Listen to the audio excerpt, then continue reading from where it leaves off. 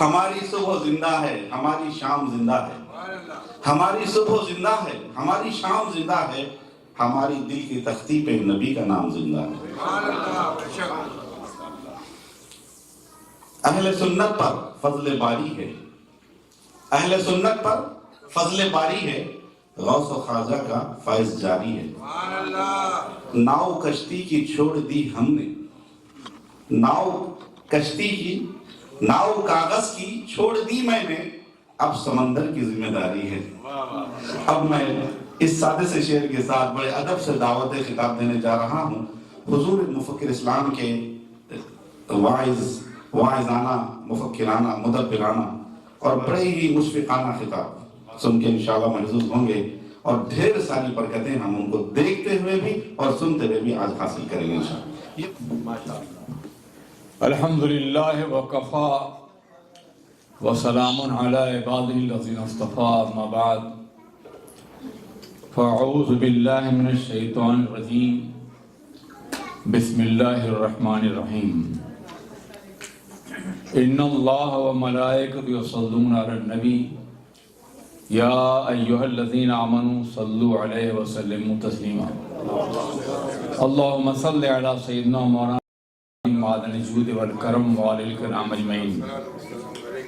یا ایہا الذین آمنوا قوا انفسکم واہلیکم نارا وقودها الناس والحجارہ، صدق اللہ العلی العظیم۔ علماء ملت اسلامیہ، قابل احترام بزرگوں، عزیز بچوں، قابل احترام بہنوں اور بیٹیوں، آئیے ہم اور آپ انتہائی احترام و عقیدت کے ساتھ اپنے اور ساری کائنات کے مرکز عقیدت عقائد و جہاں حضور رحمت عالم تاجدار مدینہ سرور کائنات محمد الرسول اللہ صلی اللہ علیہ وسلم کی بارگاہ بے کس پناہ میں درود پاک کی نظریں پیش کر لیں۔ اللہم صلی علی سیدنا مولانا محمد معدن الجود والکرم وآلہ الکرام اجمعین۔ حضرات، ایک بڑی عظیم الشان تقریر ہو چکی ہے، بہت کم ایسا خطاب آپ نے سنا ہوگا۔ تقریر نہیں تھی بلکہ قرآن و حدیث کی تفسیر تھی۔ میں خود بھی بہت فیضیاب ہوا اور تقریر کے سحر میں ڈوبا رہا۔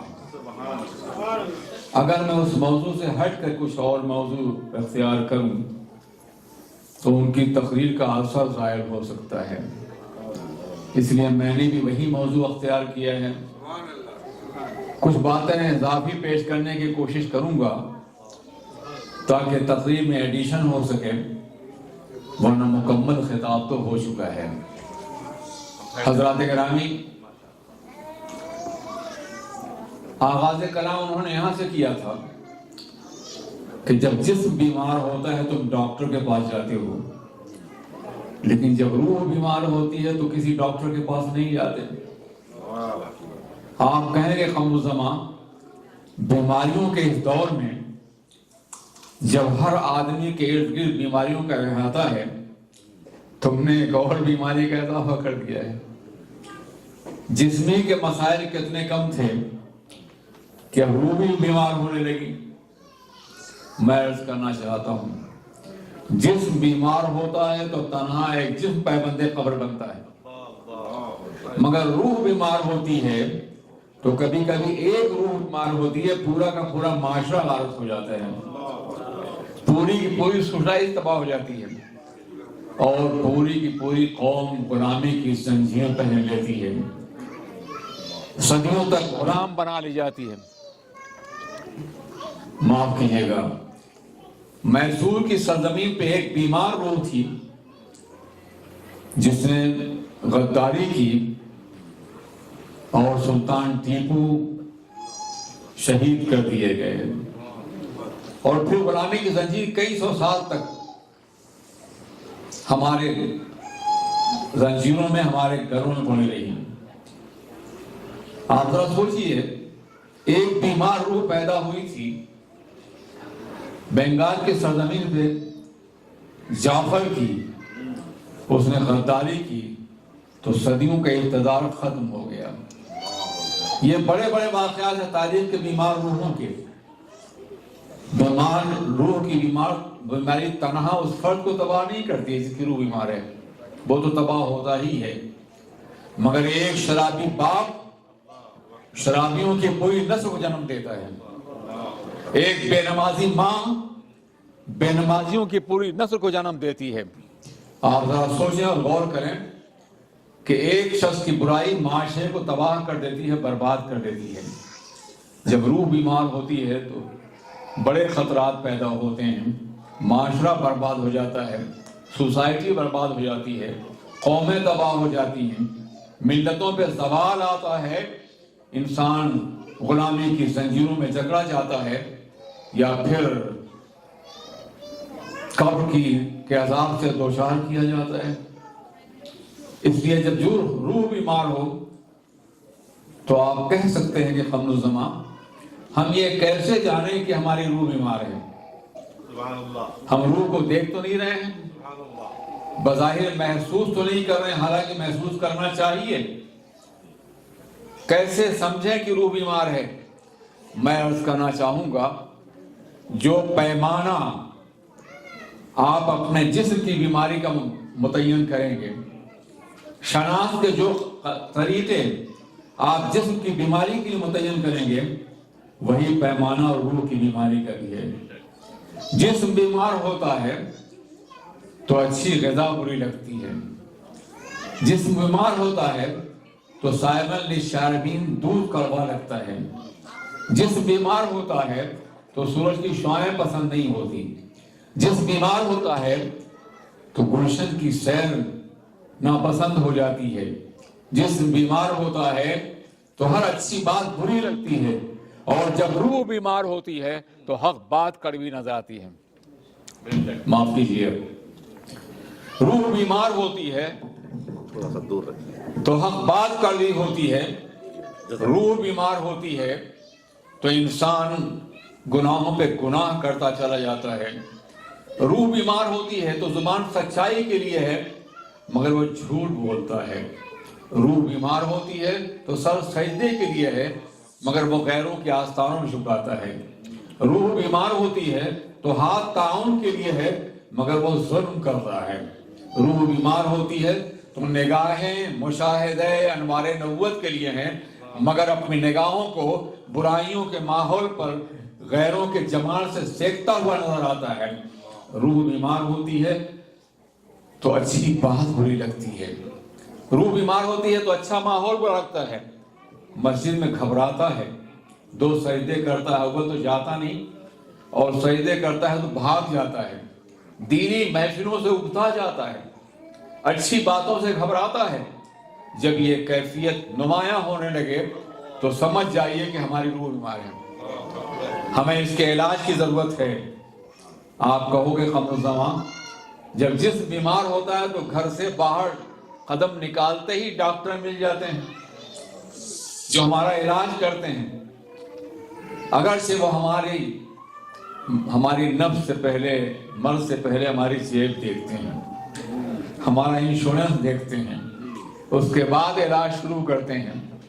میرے عزیز ساتھیوں، روح بیمار ہو تو کہاں جائیں؟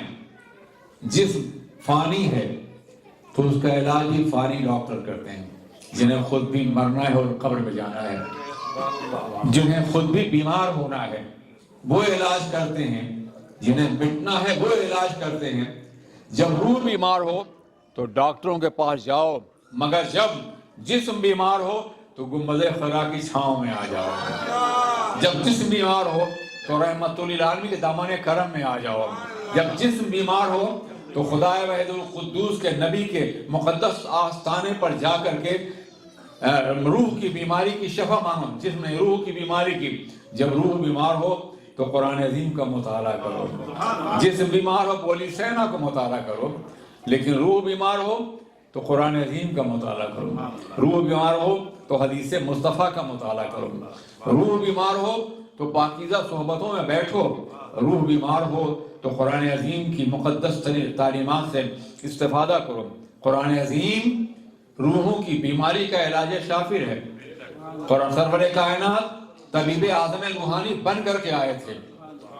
عزیزان ملت اسلامیہ، جتنی بھی بد اخلاقیاں ہیں، جتنی بھی بدعنوانیاں ہیں، جس قدر انحراف اور بغاوت ہے، جس قدر انسانی ذہنوں کے اوپر ظلم اور جبر کی مسلط ہے، یہ سب روح کی بیماری کی بنیاد پر ہے۔ آج ذرا دیکھیے اور غور کیجیے، آج ظلم وہ لوگ نہیں کر رہے ہیں جو جاہل ہیں، جو غریب ہیں، جو پسماندہ ہیں، جو تعلیم یافتہ نہیں ہیں۔ آج ظلم وہ لوگ کر رہے ہیں جو حائلی تعلیم یافتہ ہیں۔ انسان اس لیے پیدا کیا گیا تھا تاکہ وہ انسانوں کے ساتھ عدل و انصاف کا معاملہ کرے، محبت کا معاملہ کرے۔ انسان ان سے مشتق ہے، ایک دوسرے سے ان کا رابطہ قائم کرے، مگر آج وہی انسان بمبار بن گیا ہے، آسمان سے آگ برسا رہا ہے، دریدہ جامع انسانیت ہے، خلا میں گردش آرائی سے حاصل، لہو رشتہ ہے دھرتی کی زمین سے تو پھر عرش پیمائی سے حاصل۔ آج خلاؤں میں پرواز کرنے والے زمین پر آگ برسا رہے ہیں، یہ روح کی بیماری ہے۔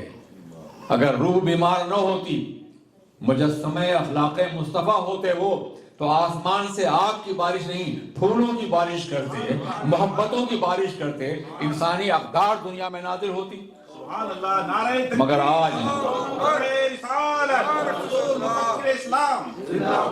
مگر آج روحوں کی بیماری نے دنیا کو تباہی کے دہانے میں پہنچا دیا ہے۔ یہ دردناک صورتحال انتہائی خطرناک ہے۔ اس لیے آج اسلامی تعلیمات کی ضرورت صرف ہم کو نہیں ہے بلکہ پوری دنیا کو ہے۔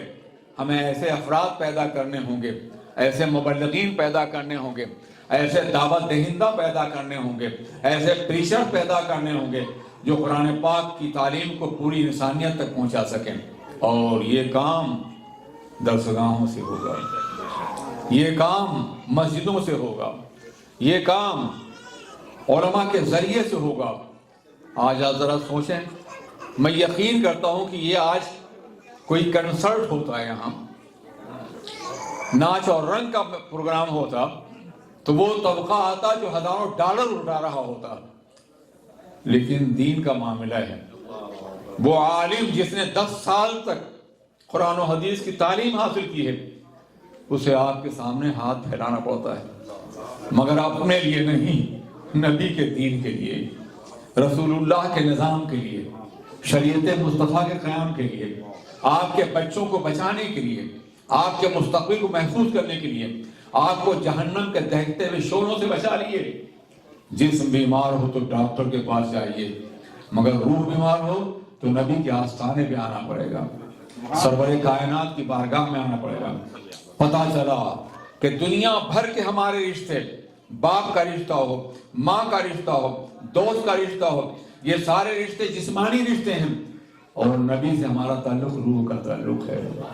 یہی وجہ ہے کہ جب روح بے چین ہوتی ہے، جب روح کو ضرورت پڑتی ہے، جب روح تڑپتی ہے، تو نبی سہارا دیتے ہیں۔ آپ نے کسی مرنے والے کو دیکھا ہوگا، موت کا چہرہ کتنا بھیانک ہوتا ہے، کس قدر لرزا دینے والا ہوتا ہے، جسم اکڑ جاتا ہے، صورت بدل جاتی ہے۔ کون ہوتا ہے برے وقت کی حالت کا شریک، مرتے وقت آنکھوں کو دیکھا ہے پھر جاتی ہیں۔ سارے رشتے موجود ہوتے ہیں۔ ایک باپ بھی موجود ہوتا ہے جس نے بیٹے کی پیشانی پہ غم کی لکیر نہیں دیکھی تھی، آج موت کی سلوٹیں دیکھ رہا ہے اور کچھ نہیں کر سکتا۔ ایک ماں بھی موجود ہوتی ہے جس نے بیٹے کے چہرے پہ گرد ملال نہیں دیکھی تھی، لیکن آج موت کی سیاہی دیکھ رہی ہے اور کچھ نہیں کر سکتی۔ ایک بھائی بھی موجود ہوتا تھا کہ بھائی غمزدہ ہوتا تو اس کا دل تڑپتا تھا، آج بھائی موت کے سے ہمکنار ہے، وہ کچھ نہیں کر سکتا۔ ایک دوست موجود ہوتا ہے کہ کبھی دوست کے پیروں میں کانٹا چبھا تو اس نے کلیجے میں کھٹک محسوس کی تھی، اور آج موت کا کانٹا چبھ چکا ہے اور دوست کچھ نہیں کر سکتا۔ یہ دردناک کیفیت مرنے والے کے لیے ہوتی ہے، آپ بھی دیکھتے ہیں، ہم بھی دیکھتے ہیں، آئے دن مشاہدہ کرتے ہیں۔ ہم عبرت حاصل کرنا ہے تو نہ کریں تو اور بات ہے، مرنے والے کو بھول جائیں تو اور بات ہے، مگر ہر موت ہمیں یاد دلاتی ہے لطول ابن الموت وابن للخرابی، تم بھی موت سے قریب ہو رہے ہو، اور یہ تعلیمات یقیناً ویرانے کے لیے تم کر رہے ہو۔ موت سب کو آئے گی، مگر ایسے دردناک عالم میں جب روح نکلنے والی ہوتی ہے، جسم اکڑ چکا ہوتا ہے، رشتے بے بس ہوتے ہیں، شیطان فریب دینا چاہتا ہو، وہ کہے گا کہہ دو رسول اللہ نبی نہیں ہے، کہہ دو خدا موجود نہیں ہے۔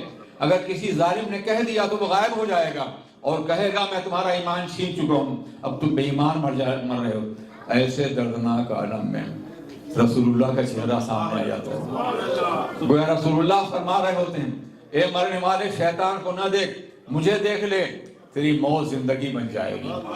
اے مرنے والے شیطان کو نہ دیکھ، میری طرف توجہ کر، تیری موت حیات ابدی بن جائے گی۔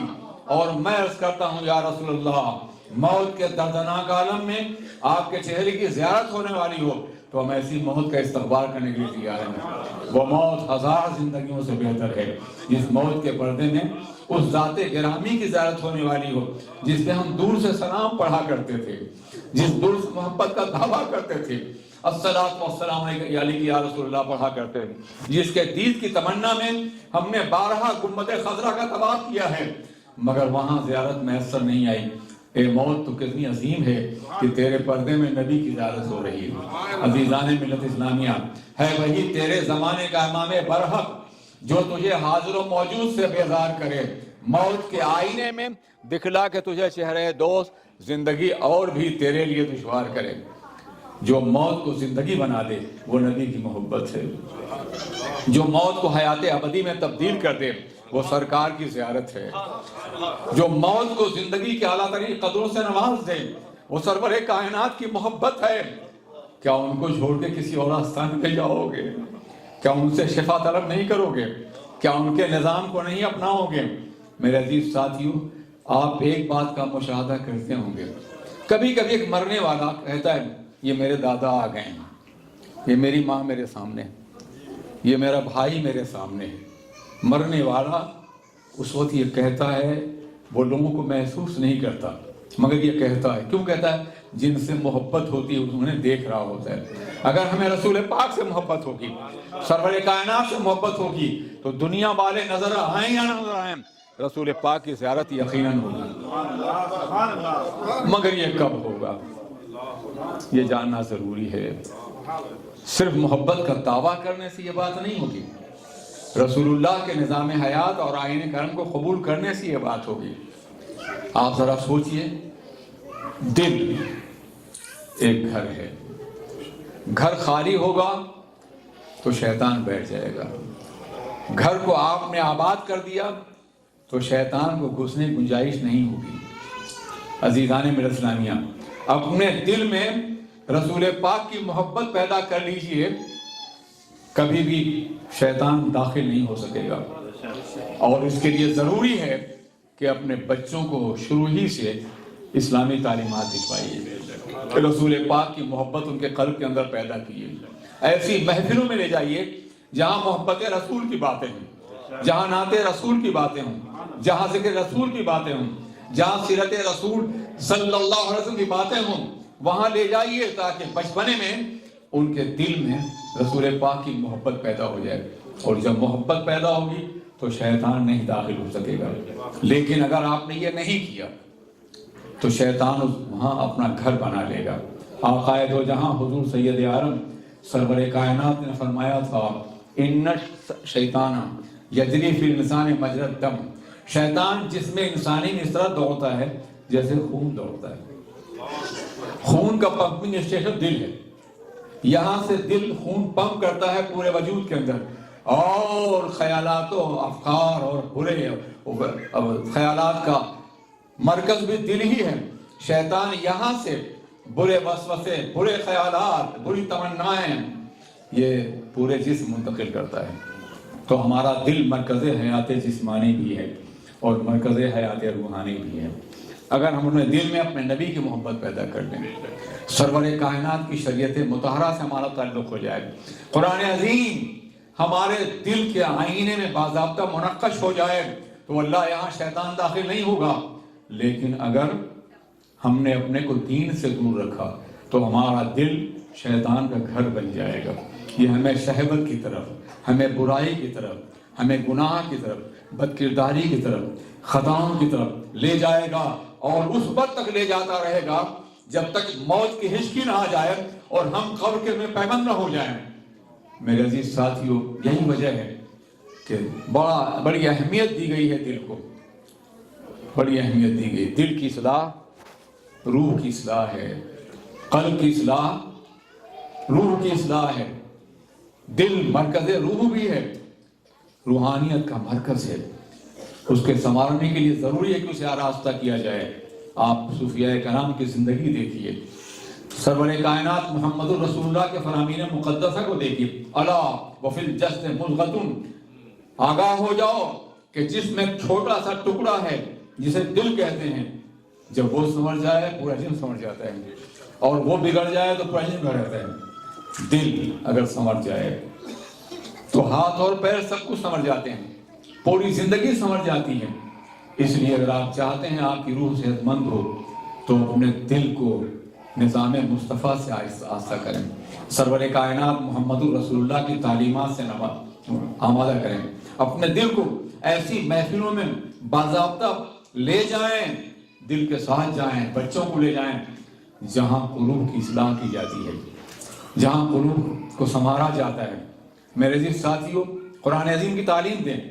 قرآن عظیم تزکیہ روح کے لیے بے پناہ اہم ہے۔ حضور سرور کائنات محمد الرسول اللہ صلی اللہ علیہ وسلم تشریف آوری کا بنیادی مقصد تزکیہ نفس تھا اور تعلیم قرآن تھا، دونوں ساتھ ساتھ فرمایا گیا ہے کہ محبوب تو قرآن پاک کی تعلیم دو گے اور نفس کا تزکیہ کرو گے، اور مدرسوں میں قرآن کی تعلیم دی جاتی ہے، رسول پاک کے لائے ہوئے مقدس نظام کی تعلیم دی جاتی ہے، اس آئین کی تعلیم دی جاتی ہے جس سے بہتر کوئی آئین نہیں ہو سکتا، اس نظام اخلاق کی تعلیم جاتی ہے جس سے بہتر کوئی اخلاق نہیں ہو سکتا ہے، اس نظام انسانی کی تعلیم جاتی ہے جس سے بہتر کوئی نظام نہیں ہو سکتا ہے۔ یہ مدرسے کرتے ہیں، ان کی اہمیت کو کم نہ محسوس کریں۔ میں آپ کو بتاؤں، مجھے یاد ہے کہ پاکستان کی سرزمین پہ ایک بہت بڑا جلسہ ہوا تھا، بہت بڑے سرمایہ داروں کا، پڑھے لکھے لوگوں کا، تعلیم یافتہ تعلیم یافتہ اور ترقی یافتہ لوگوں کا۔ ایک شخص نے یہ اہتمام کیا تھا اور مجھے بلایا تھا۔ میں نے تعلیم کے موضوع پہ گفتگو کی، سوالات کھڑے ہوئے۔ علماء کو سائنس نہیں آتی ہے، علماء کو انگلش نہیں آتی ہے، علماء قیادت نہیں کر سکتے ہیں، علماء یہ نہیں کر سکتے ہیں، علماء وہ نہیں کر سکتے، سارے کے سارے سیکولر ذہن کے دانشور بیٹھے ہوئے تھے۔ میں نے کہا جتنے سوالات کرنے ہو کر لو، میں اب جواب دیتا ہوں۔ سوالات لکھتا ہے، میں نے کہا تم علماء پہ الزام دے رہو، یہ دراصل تمہارا جرم ہے، اپنے جرم کو ہمارے سر پہ نہ ڈالو۔ میں یہ کہا تم اٹھاؤ، یہاں 400 لوگ بیٹھے ہوئے ہیں، تم میں ڈاکٹر بھی ہیں، انجینئر بھی ہیں، بیرسٹر بھی ہیں، سیاستداں بھی ہیں، رائٹر بھی ہیں، صحافی بھی ہیں، ہاتھ اٹھاؤ کہ تم میں کوئی بچہ، تمہارے گھر میں تمہارا کوئی بچہ عالمی حافظ ہو رہا ہے۔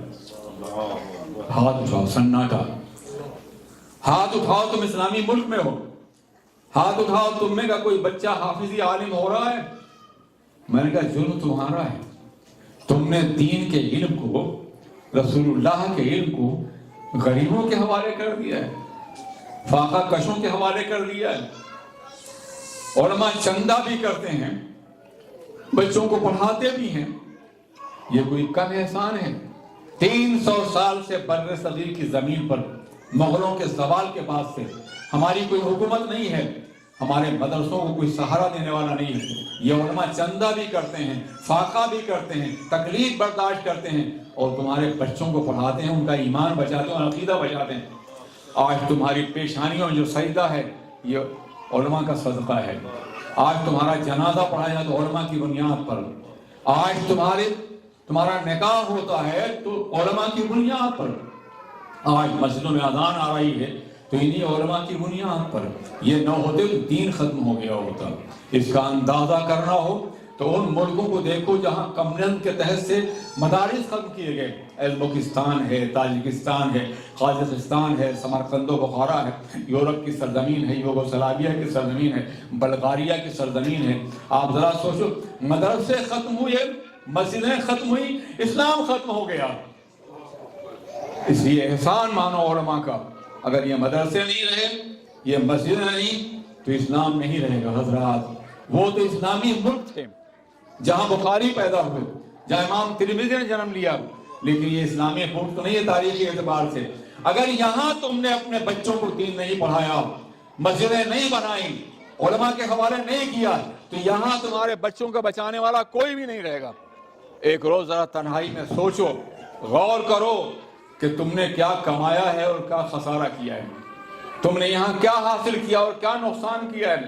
کارپیٹ کے چند پیسز، بریڈ کے چند ٹکڑوں پر تم نے اپنے بچوں کی زندگی، ان کا مستقبل، ان کا دین، ان کی اخلاقی قدریں سب تباہ کر دی ہیں۔ یہ وہ نقصان ہے جو تم یہاں اٹھا رہے ہو، اس کا اندازہ آپ کو نہیں ہوگا۔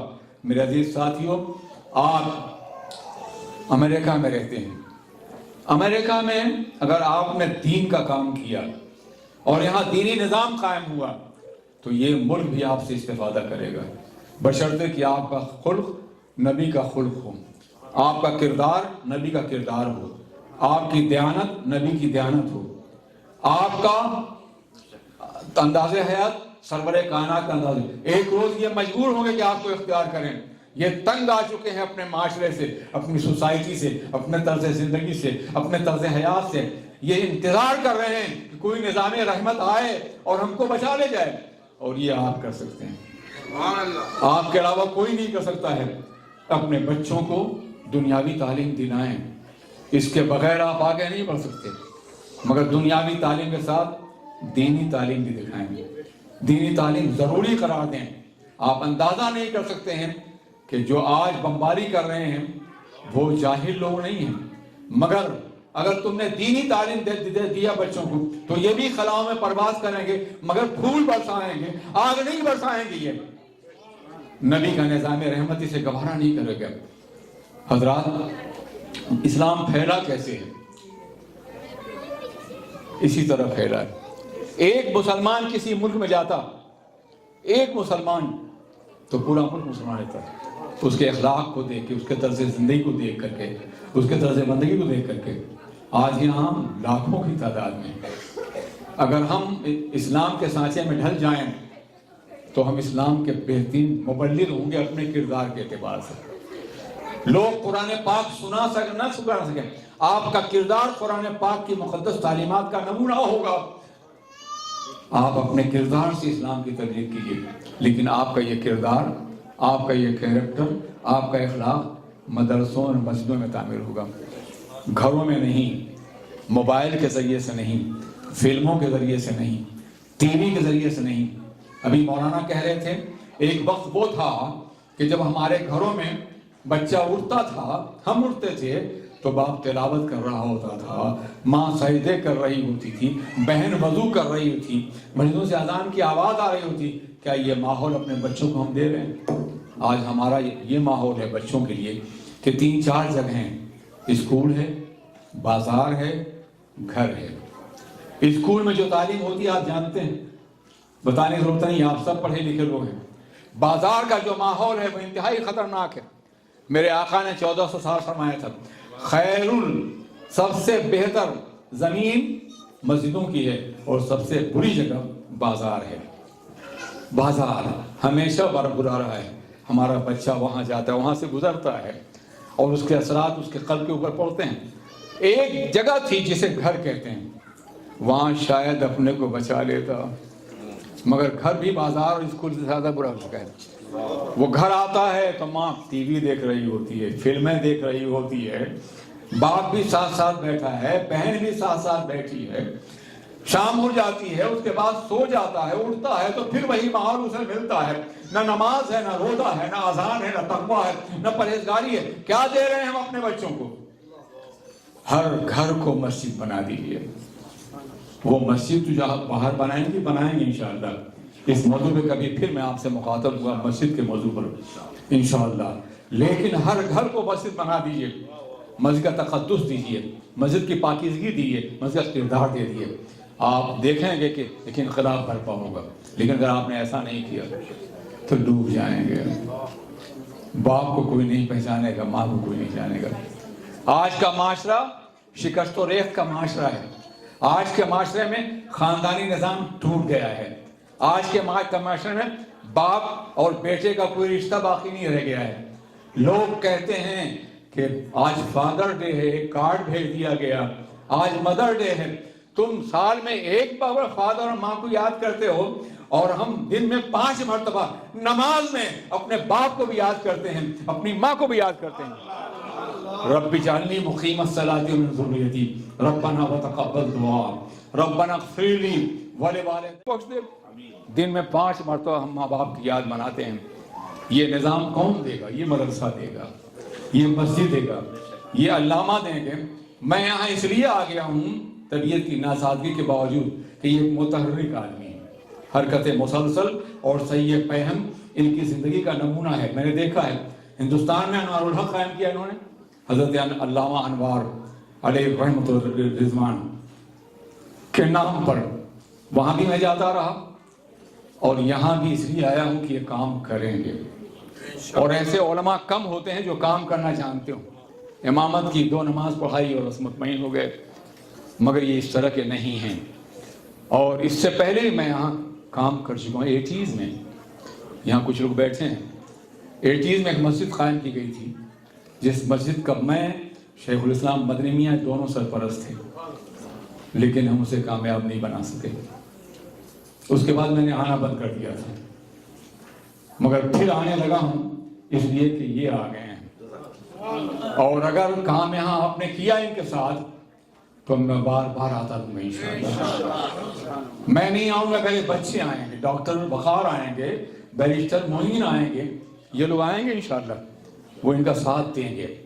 میرے عزیز ساتھیوں، آپ اپنی روحوں کا علاج کریں اور اپنے بچوں کی روحوں کا بھی علاج کریں، ان کو سچا مسلمان بنائیں۔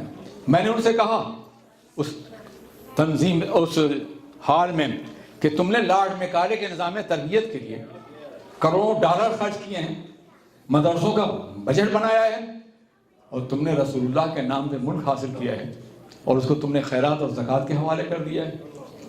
کبھی تم نے سوچا کہ جس بچے کو خیرات کی روٹی پالا گیا ہو وہ تمہاری کلائی تھام کے برائی سے روک نہیں سکتا ہے؟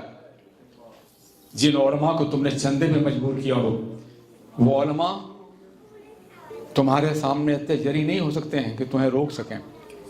تم نے انہیں کمزور کر دیا ہے۔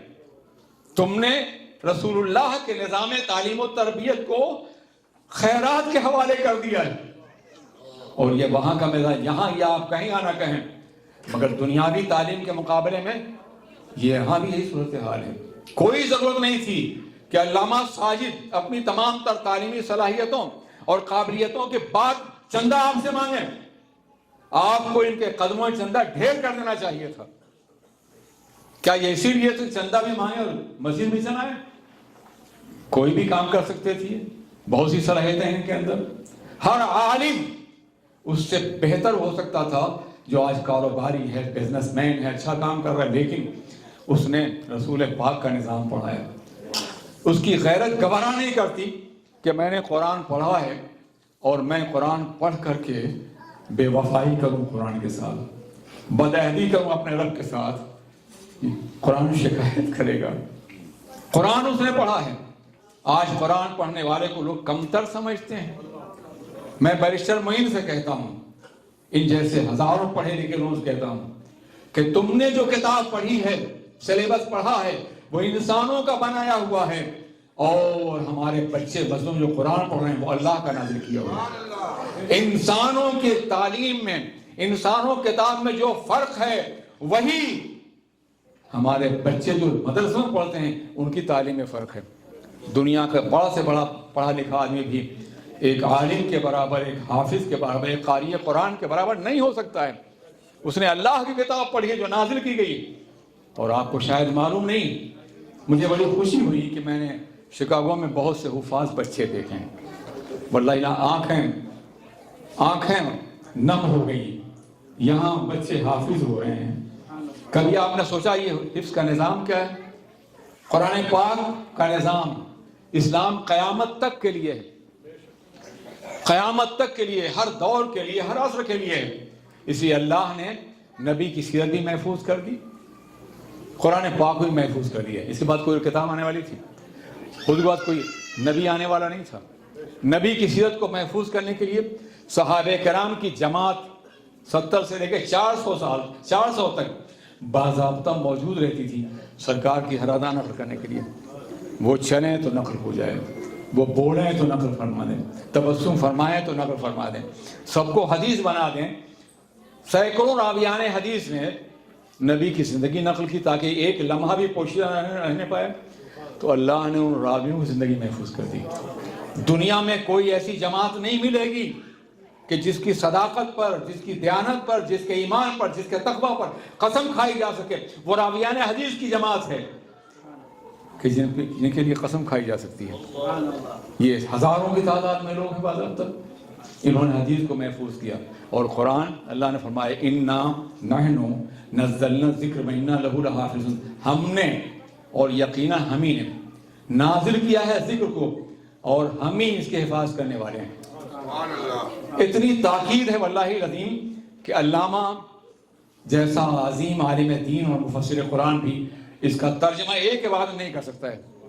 انا نحن نزلنا الذکر وانا لہ، تاکید ہے انا ہم نے، نحن یقینا ہم نے، نزلنا باب تنزیل سے، اب ذکر معرفہ، وَإِنَّا اور ہم، لہو تاکید کے ساتھ، لحافظون بلا شبہ حفاظ کرنے والے ہیں۔ یہ اسلوب الہی اس لیے تھا تاکہ کوئی شبہ بھی نہ کر سکے قرآن پاک میں کوئی تبدیلی ہوگی۔ دنیا کی کتابوں کے حفاظ کے لیے دساتیر ہیں اور طریقے ہیں، مگر قرآن کو بدلا نہیں جا سکتا۔ روز اول سے حافظ کے سینے پہ لکھا جا رہا ہے۔ ایک حافظ قرآن پاک کا محافظ ہے۔ توریت بدل دی گئی، انجیل بدل دی گئی، اس لیے کہ وہ تختیوں پر، چمڑوں پر، پتھروں پہ لکھی گئی تھی، اور قرآن حافظ کے دل پہ لکھا جاتا ہے۔ وہ حافظ آپ کی مجذوب سے پیدا ہوں گے۔ لحافظوں کا کنایا بتا رہا ہے، اشارت النص، کہ اللہ حافظوں کے ذریعے سے یقیناً قرآن پاک کو بچا رکھے گا۔ قرآن کی تعلیم دیجیے۔ بہت سی باتیں عرض کرنے کی ہیں لیکن وقت واقعی زیادہ ہو چکا ہے، کھانے کی خوشبو آپ تک بھی پہنچ رہی ہوگی۔ پھر کبھی پروگرام ہوگا تو انشاءاللہ، لیکن اب میں نے محسوس کیا کہ علامہ بولنے پہ آمادہ ہو گئے ہیں، علامہ قمر الحسن صاحب، اس لیے میری کوئی ضرورت نہیں ہے، بس بطور تبرک آ گیا تو آ گیا، ورنہ یہاں موجود ہیں اور آپ کے ملک کے اندر موجود ہیں۔ اللہ انہیں عمر طویل عطا فرمائے، اپنی رحمتوں سے نوازے۔